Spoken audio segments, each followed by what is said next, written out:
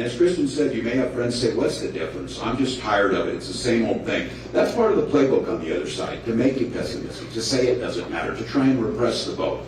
We see things differently. We think when more people vote, that's a better thing. When more people get access to the ballot box, and when more people are engaged, then your government looks more like the people they represent, and we get better policies. Because we know overwhelmingly, Americans support your freedom to make your own health care choices. We know overwhelmingly, Americans want us to be safe from gun violence. We know overwhelmingly, people believe in climate change and think there's things that we can do. And with this leadership, not only are they making progress on climate change, they're creating hundreds of thousands of new good-paying jobs across the country. It isn't a false choice. If we are going to have a thriving economy, we have to tackle these issues. And you heard both of them talk about this.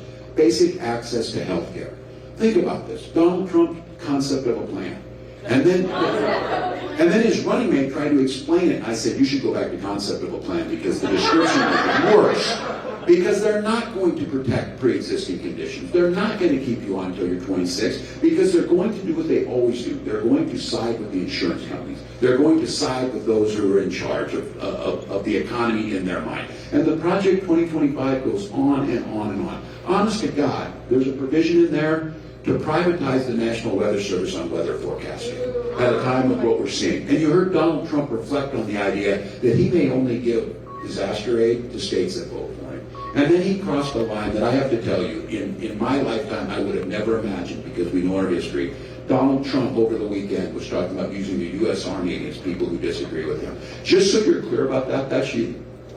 That's what he's talking about. This is not some mythical thing out there. He called it the enemy within. And to Donald Trump, anybody who doesn't agree with him is the enemy. I tell you that not to make you fearful or anything. I tell you that because we need to whip his butt and put this guy behind us. That's my point.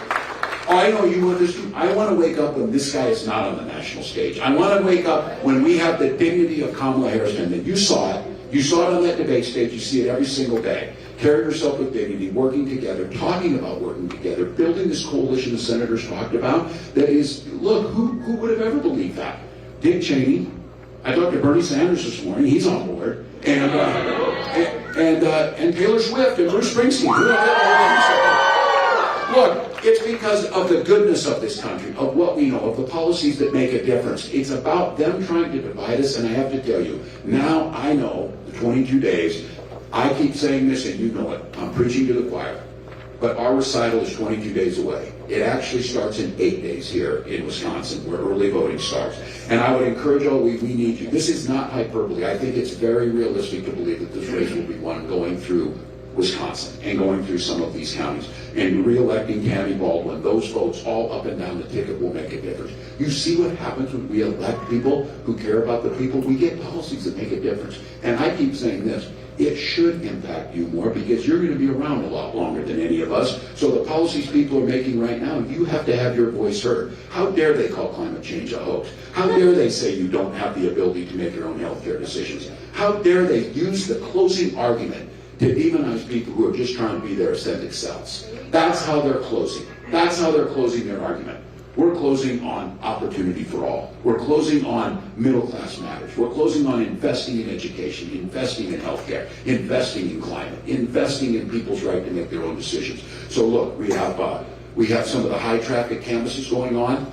This truly is, you're here, you get it. It's one at a time, and you're going to have classmates who are going to say things like, I don't think it matters, it's this. And I'm telling you, I've seen this happen. If one person talks to somebody, they will come and do it. You can get them to vote. Those ads we're running, maybe not. Listening to us, maybe not. But if you say, look, this matters, this is what matters. And I'm talking here on this one, especially to the guys. You keep hearing about this gap on there. I refuse to admit that that's real because I know that we care deeply. I know these issues matter to you. I know they matter to all of us. We need to get, especially young men, out there to vote. This is not damn WWE type stuff. It's not about, well, it's cool when he talks like this or whatever. It's not cool. It hurts people.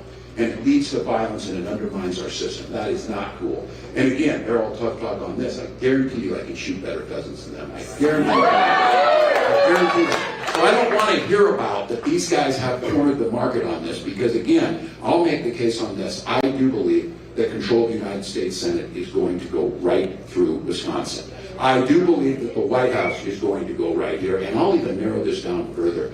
I will guarantee you that the Super Bowl, the Senate, and the White House are all going through the NFC North this year. So that's us, Michigan, and Minnesota. So I, for one, want to wake up on that 23rd day, and I saw the shirt out here or whatever, because it irritates the hell out of me that they can't pronounce the Vice President's name, but your shirt is exactly right. Madam President is easy to say, so let's get it done. Let's get it done. So thank you all. We appreciate it.